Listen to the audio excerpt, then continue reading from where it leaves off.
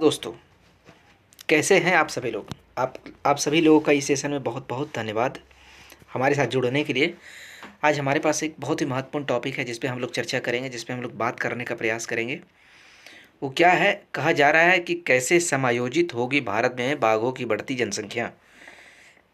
इसका मतलब आजकल का टाइम में देखा जा रहा है दोस्तों कि जो बाघों की संख्या है इस देश में दिन पर दिन बढ़ोतरी देखी जा रही है। बढ़ोतरी देखी गई है दोस्तों, बाघों की संख्या दिन पर दिन बढ़ती जा रही है।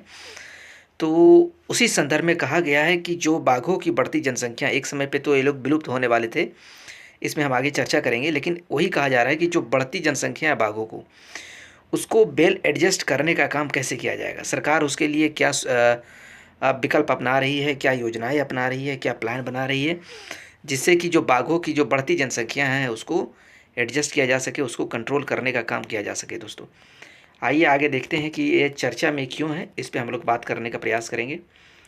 चर्चा में क्यों है दोस्तों? दुनिया की लगभग 70% जो जंगली बाघ की आबादी है वो भारत में रहती है दोस्तों। इसके कारण अब कई बाघ अभयारण्य, अभयारण्य का मतलब होता है जो वाइल्ड लाइफ सेंचुरी होता है, जहाँ जानवरों को रखा जाता है दोस्तों। अब कई बाघ अभयारण्य अपनी वहन क्षमता की ऊपरी सीमा तक पहुंच चुकी है। वहन क्षमता का मतलब कि अब जो वाइल्ड लाइफ सेंचुरीज़ हैं, अब लोग जो नेशनल पार्क हैं, ये सब जगहों पे जो बाघ रखने की जो सीमा है, उसे वो कंट्रोल से बाहर जा रहा है। उसमें बाघों की संख्या बढ़ रही है, जिसके कारण क्या हो रहा है, बाघ एक तरीके से आपस में लड़ने का भी प्रयास करते हैं। अगर कम एरिया होता है तो बढ़ती आबादी के कारण दोस्तों, तो उसको एडजस्ट करने की जो ऊपरी सीमा है उसको क्रॉस कर चुकी है। तो उसको एडजस्ट करने का एक समस्या भारत सरकार के पास देखने को मिल रहा है दोस्तों। एक समस्या खड़ा हो चुका है। इसके प्रमुख बिंदु क्या क्या हैं, इसके बारे में हम लोग जानने का प्रयास करेंगे। कहता है पर्यावरण, वन और जलवायु परिवर्तन मंत्रालय द्वारा जारी किए गए आंकड़ों के अनुसार भारत में अभी फिलहाल 3,682 बाघ हैं दोस्तों। बाघों की आबादी प्रति वर्ष 6.1% की दर से वृद्धि हो रही, जो कि बहुत अच्छी चीज़ है। ये होनी भी चाहिए दोस्तों। यह संख्या आगे लगातार बढ़ने की उम्मीद भी की जा रही है। बाघों की बढ़ती संख्या के साथ चुनौतियां भी बढ़ती जाएंगी दोस्तों। ऐसा कहा जा रहा है कि अगर बाघों की संख्या बढ़ेगी तो इसको रखने के लिए, इसको केयर करने के लिए, इसको रख रखाव करने के लिए एक चुनौतियां भी बढ़ती जाएगी। बाघ संरक्षण क्या है, इसके बारे में समझते हैं। एक सदी पहले की अगर बात करें, अगर आज से 100 साल पहले की बात करें, तो एशिया में अनुमातन कम से कम 1 लाख से ज़्यादा जंगली बाघ हुआ करते थे दोस्तों। इन्हें ट्रॉफी के तौर पर उनके शरीर के अंगों को नाखून, फर, मूंछ, पूंछ और हड्डी के लिए शिकार किया जाता था दोस्तों। लेकिन उसके बाद क्या होने लगा कि इसको ट्रॉफी के तौर पे, एज ए प्राइज़ के तौर पे इसको लोग मारने लग गए। इसके नाखून के लिए इसको मारने लगे, इसके फर के लिए लोग इसको मारना शुरू कर दिए, इसके पूंछ मूछ के लिए लोग इसको मारना शुरू कर दिए, हड्डियों के लिए इसका शिकार किया जाने लगा दोस्तों।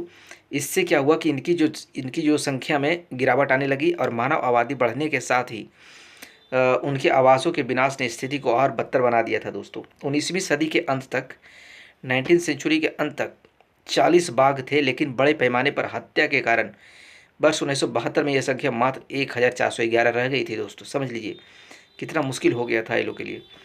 वर्ष 1972 में वन्य जीव संरक्षण अधिनियम लागू हुआ और बाघों के शिकार पर आधिकारिक रूप से प्रतिबंध लगा दिया गया दोस्तों। 1 अप्रैल 1973 को केंद्र सरकार ने बाघ को बचाने के लिए प्रोजेक्ट टाइगर की शुरुआत की। ये डेट याद रखिएगा, अप्रैल 1 1973।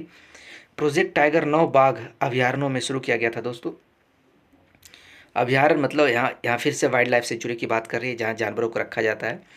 तो 9 वाइल्ड लाइफ सेंचुरीज में से इसकी शुरुआत की गई थी। वर्तमान में इसमें 55 संरक्षित क्षेत्र शामिल है दोस्तों। 55 ऐसे जगह है जहां बाघों को संरक्षित करने का काम किया जा रहा है।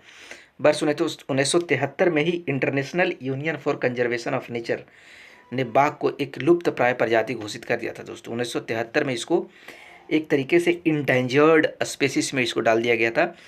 इंडेंजर्ड कहने का मतलब है कि इसको विलुप्त होने का, इस पर खतरा बहुत हो चुका था। उस स्थिति में 1973 जाते जाते इसके विलुप्त होने की कगार पे लोग पहुंच चुके थे। क्या अधिक हो गई है बाघों की संख्या, ऐसा कहा जा रहा है। भारत में जनसंख्या बढ़ने के साथ पिछले कुछ सालों में बाघों के आवासों पर अतिक्रमण किया गया है।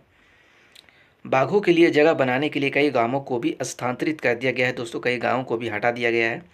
हर टाइगर रिजर्व हर टाइगर रिजर्व में एक कोर जोन और एक बफर जोन होता है दोस्तों।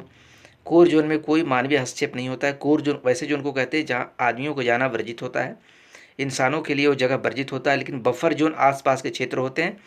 इसमें प्रकृति को भूमि या जल के संगत मानवीय उपयोग के साथ संरक्षित किया जाता है। दूसरा जो बफर जोन होता है उसमें लोगों को रहने की अनुमति होती है दोस्तों।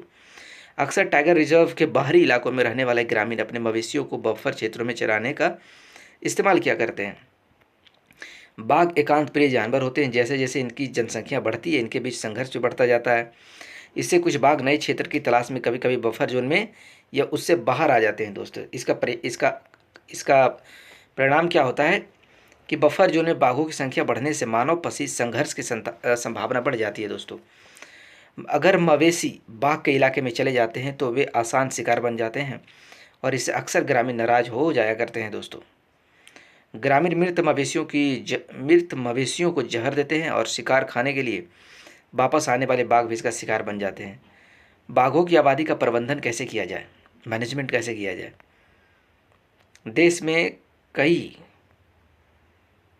में कई ऐसे बाघ अभयारण्य भी हैं, ऐसे वाइल्ड लाइफ सेंचुरी हैं जहां बाघों की संख्या बहुत ज़्यादा है और उसमें बाघों को रखने की क्षमता बहुत कम है दोस्तों। तो इस कारण बाघ आबादी का सक्रिय रूप से प्रबंधन करने की बहुत आवश्यकता है।